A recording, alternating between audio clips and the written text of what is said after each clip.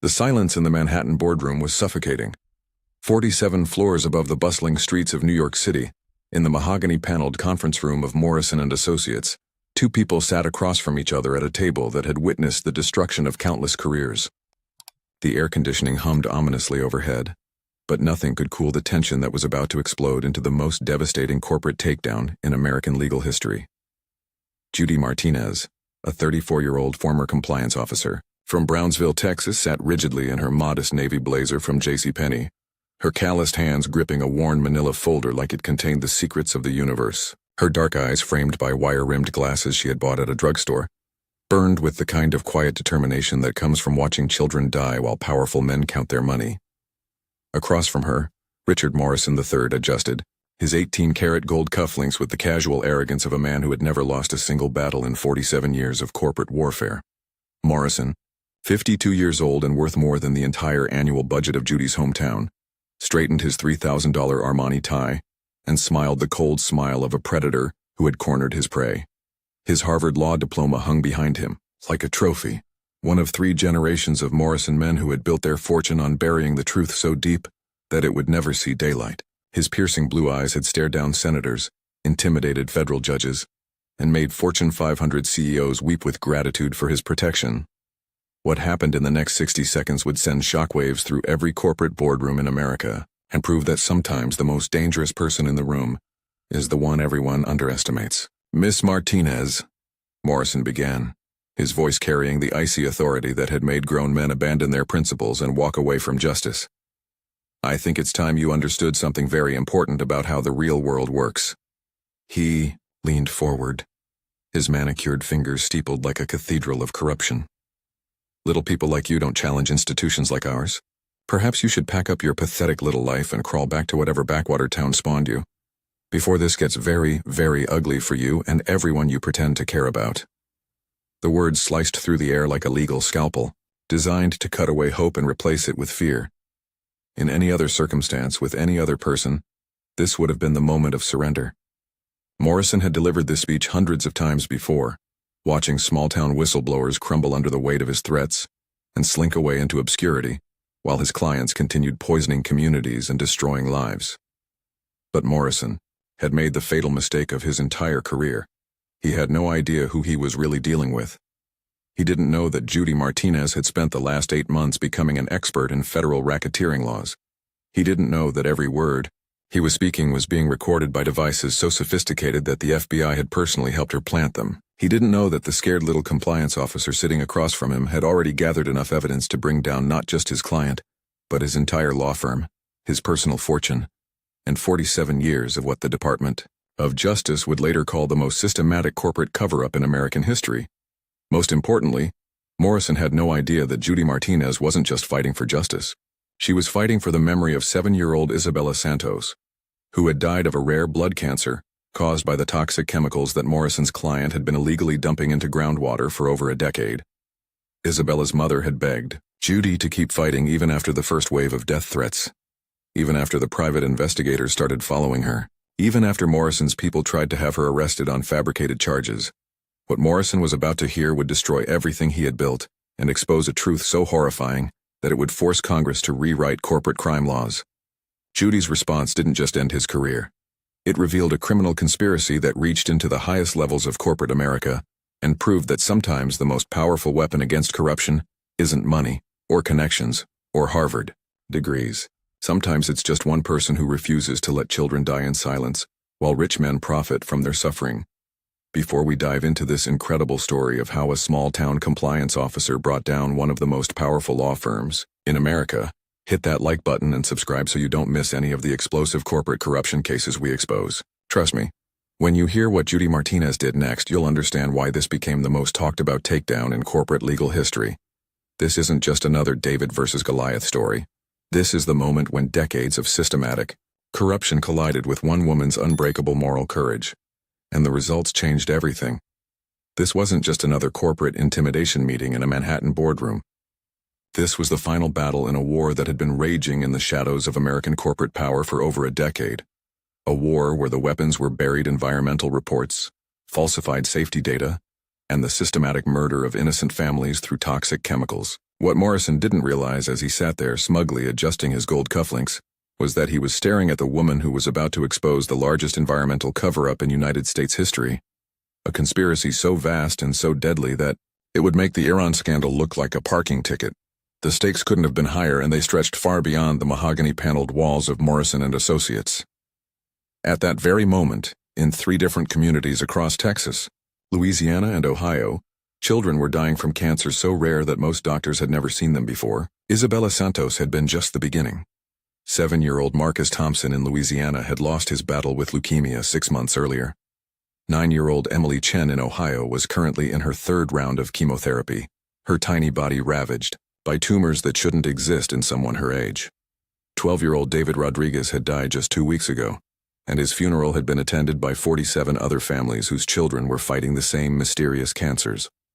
What connected all these children wasn't genetics or bad luck, it was ChemCorp Industries, Morrison's most lucrative client, and their systematic dumping of industrial waste into groundwater systems that supplied drinking water to over 800,000 Americans. For 15 years, ChemCorp had been disposing of their most toxic manufacturing byproducts by injecting them directly into underground aquifers, knowing full well that these chemicals would eventually reach residential water supplies. They had the Environmental Protection Agency reports proving it, they had their own internal studies confirming it, and they had Richard Morrison III making sure that information never saw the light of day. Morrison and Associates wasn't just a law firm. It was the legal fortress that protected 73 of the Fortune 500 companies from ever facing consequences for their crimes. For 47 years, 3 generations of Morrison men had perfected the art of legal intimidation, turning the American justice system into a weapon that protected the guilty and silenced the innocent. They had a 100% success rate in making corporate whistleblowers disappear, not through violence, but through something far more effective: complete financial and social destruction. Their methods were legendary in corporate circles. First came the friendly phone calls, subtle suggestions that perhaps the whistleblower had misunderstood what they had seen. When that failed, private investigators would materialize from nowhere, following the target to work, to school pickups, to grocery stores, making sure they knew they were being watched. Next came the anonymous letters, the mysterious phone calls in the middle of the night, the sudden audits from tax authorities, the unexpected visits from Child Protective Services. By the time Morrison and Associates was finished with someone, they had lost their job, their savings, their reputation, and often their family. The firm's client list read like a who's who of corporate America's biggest polluters, largest tax evaders, and most dangerous manufacturers. They had protected pharmaceutical companies that knew their drugs caused birth defects. They had shielded oil companies that covered up massive spills in pristine wilderness areas. They had defended chemical manufacturers that continued selling products they knew caused cancer. And they had done it all with a legal sophistication that made their actions technically legal, even when they were morally monstrous. Richard Morrison III had inherited this empire of legal corruption from his father, who had built it on the foundation laid by his grandfather. The Morrison family had turned corporate defense into a multi-billion-dollar industry, and Richard had taken it to levels of efficiency and ruthlessness that would have impressed Machiavelli himself. His personal net worth exceeded $200 million, all earned by ensuring that corporate crimes never faced justice. But Morrison had never encountered anyone like Judy Martinez, and he had no idea that she represented something his family's law firm had never faced before. Someone with absolutely nothing left to lose and everything to fight for. Judy wasn't motivated by money or career advancement or political ambition. She was motivated by the faces of dead children and the desperate pleas of mothers who wanted justice for their babies. 8 months earlier, when Judy had first discovered the falsified environmental reports in ChemCorp's files, she had naively believed that the system would work. She had reported her findings to her supervisor, expecting an immediate investigation and swift action to protect the affected communities. Instead, she had been told to focus on her own responsibilities and stop looking for problems that didn't exist. When she persisted, she had been transferred to a different department. When she continued asking questions, she had been placed on probationary status for creating a hostile work environment. That's when Judy realized that the corruption went far deeper than she had imagined. ChemCorp wasn't just hiding their crimes from the government. They were hiding them with the government's help. Environmental Protection Agency officials were receiving consulting contracts from ChemCorp after leaving public service. State environmental commissioners were being offered lucrative board positions. Federal prosecutors were being convinced that pursuing environmental cases was a waste of taxpayer resources.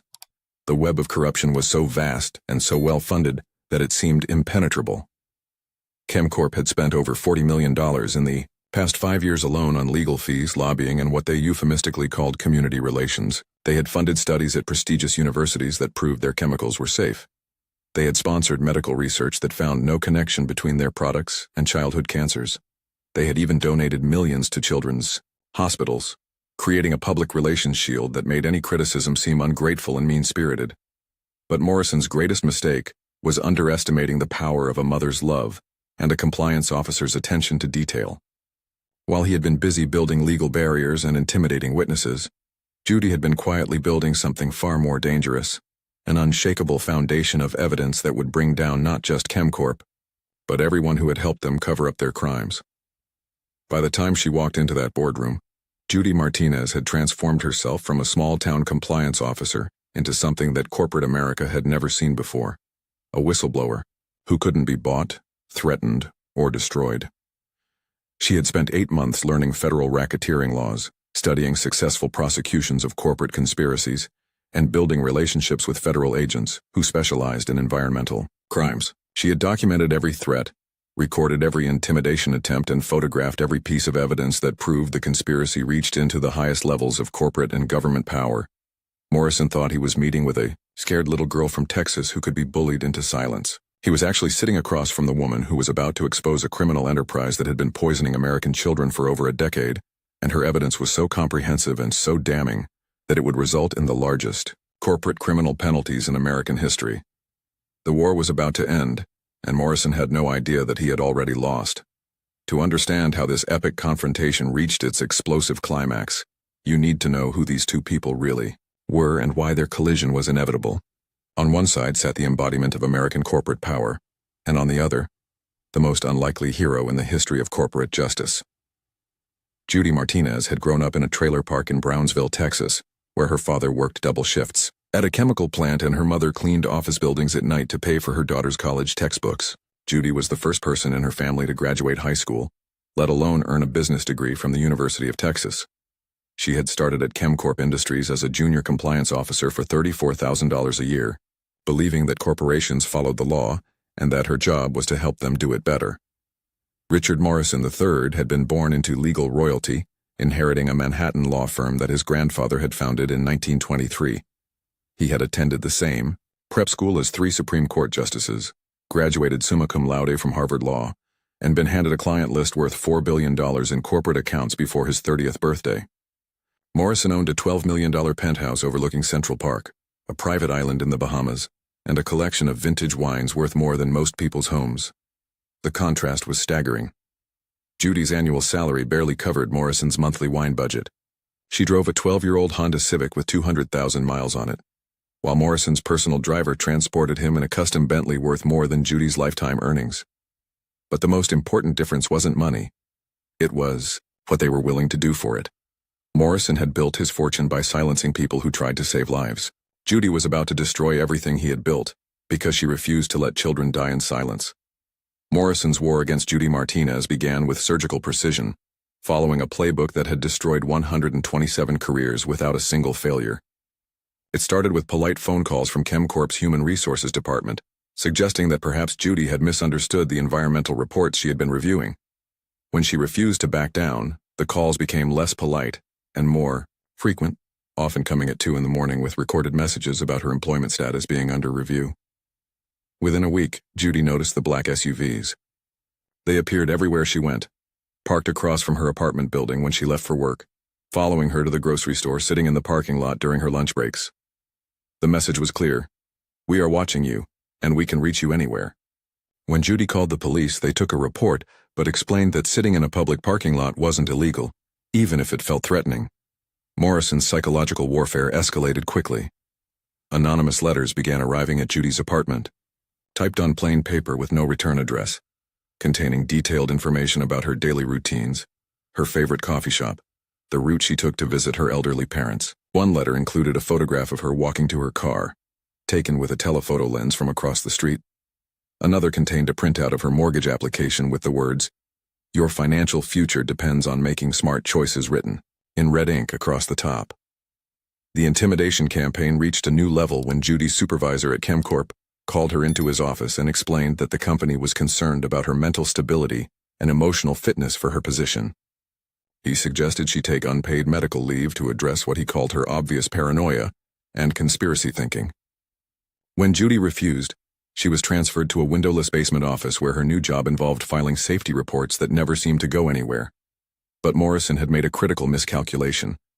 Every threatening phone call, every intimidating letter, every illegal surveillance tactic was being carefully documented by someone who understood that evidence was more powerful than fear. Judy had been recording every conversation since the intimidation began, photographing every suspicious vehicle, and maintaining a detailed log of every attempt to silence her. The private investigators Morrison had hired to destroy Judy's life had no idea they were actually providing evidence for her federal case. Every illegal tactic they used, every law they broke while trying to intimidate her into silence, was being captured and cataloged by a woman who had spent months learning how to build an unshakable federal prosecution. Morrison thought he was breaking her down. He was actually giving her everything she needed to bring him down.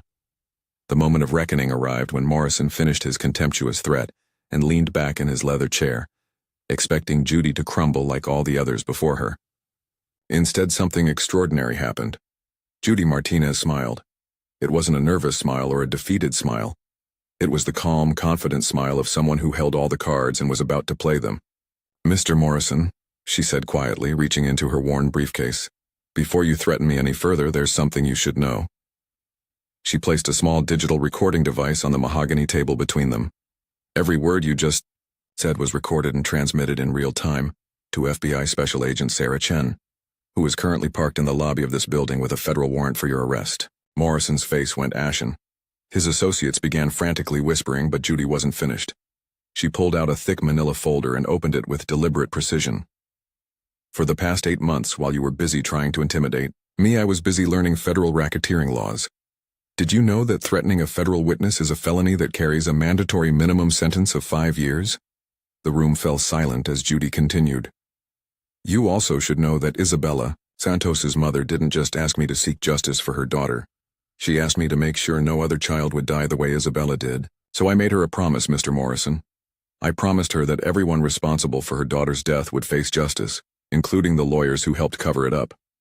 Morrison tried to interrupt, but Judy's voice cut through his objections like a blade.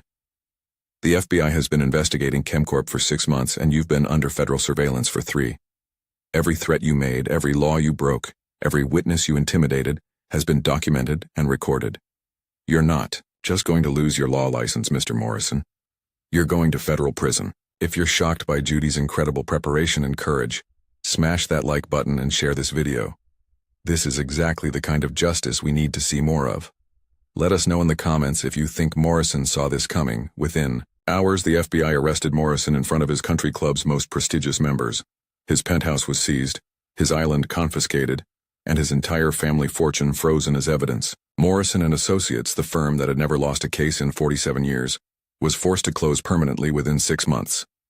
ChemCorp faced $2 billion in criminal penalties and compensated 800 families affected by their toxic dumping. Morrison himself received 25 years in federal prison for racketeering and witness intimidation. Judy became a national hero, receiving the FBI's Citizen Service Award and a $3 million whistleblower reward.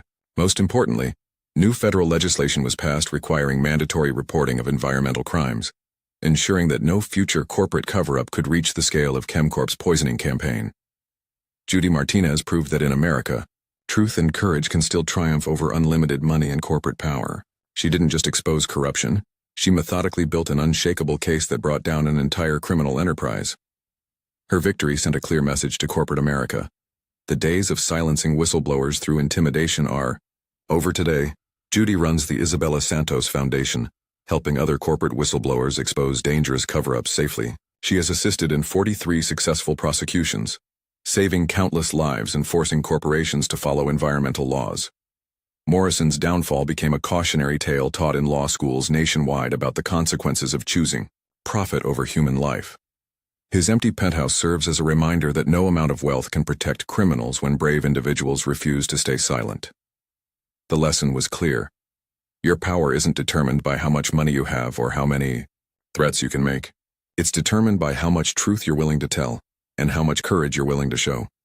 Sometimes it takes a small-town compliance officer to remind the most powerful people in America what justice really means. If Judy's incredible story of courage and justice inspired you like it inspired millions of Americans, smash that subscribe button and share this video with everyone you know. This is exactly the kind of corporate accountability we need more of. Let us know in the comments what you thought of Judy's brilliant strategy.